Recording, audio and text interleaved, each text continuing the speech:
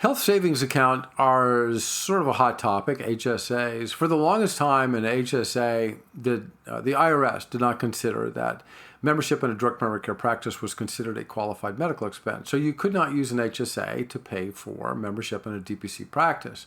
Well, the One Big Beautiful Bill Act, signed in July of 2025, changed all that quickly. One page had, in essence, something called the Primary Care Enhancement Act from several years ago in that.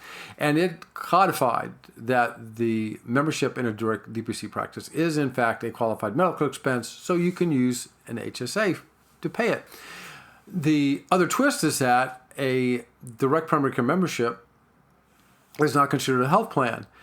And why that change is important is that you could only have an HSA if you had a high deductible health plan, a high deductible insurance plan.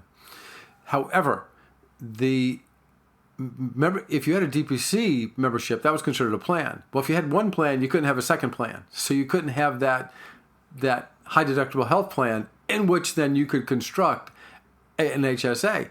However, the recent regulations have changed, and so a DPC membership is not considered a health plan. So you may, in fact, have a high deductible health plan if you wish, and you can use the HSA that you create because of that to pay for the DPC fees, and that also the DPC fees would go against your deductible.